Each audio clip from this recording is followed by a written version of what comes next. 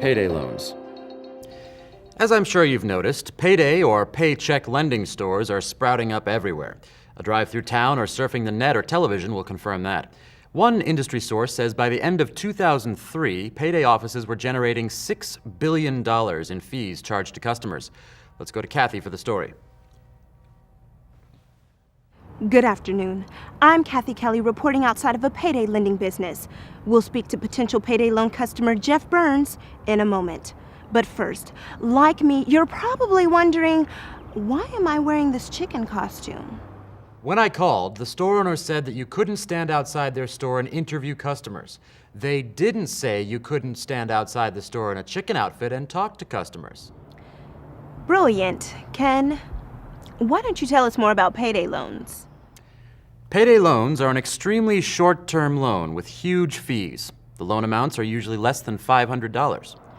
The risks are high, Ken, because the costs are high, if they cannot be paid back quickly. Let's bring Jeff in now. Thanks for talking with us. You're welcome. So tell me, what brought you here to get a payday loan? Well, my car broke down, and I had to pay for that. If you sign up for a $300 loan, the payday lender will charge a fee of $45 that is added to the amount due.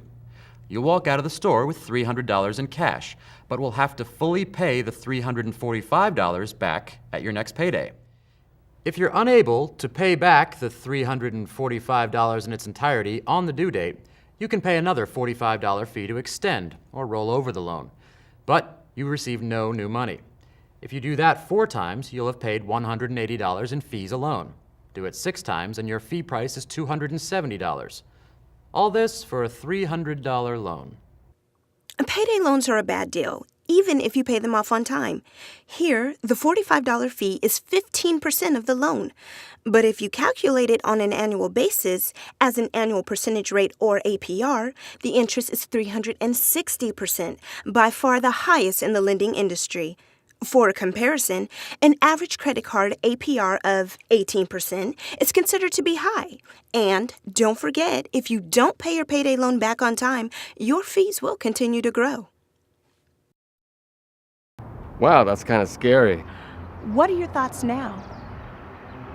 Well, I was just in the mindset for paying for my car and worrying about it later.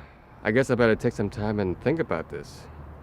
If I do this, I better be able to pay it back by next paycheck.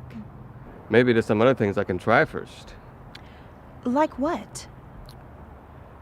Well, I'm going to call my landlord and see if I can be a couple of weeks late.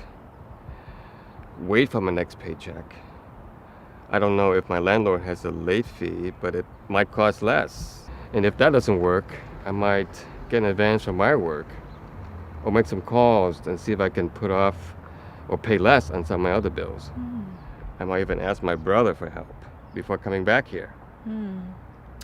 Well, if you do end up getting a payday loan, make sure you can pay it back by your next paycheck. So I don't keep getting charged. Back to you, Ken. When someone is in a bind, avoiding payday loans is easier said than done. Try some alternatives, like Jeff. Not like Jeff did. Jeff's not an alternative. As an alternative to taking out a payday loan, call your creditors and see if you can temporarily put off payments or pay less. Jeff was going to try to do this with his landlord after clearing it with her first. See if your work can give you an advance on your paycheck. Seek help from family or friends. Create and stick to a budget. Include the category savings in your budget so you have money left over for unexpected expenses. If a crisis occurs, don't ignore it. And don't just put it off and possibly make it worse by getting a payday loan.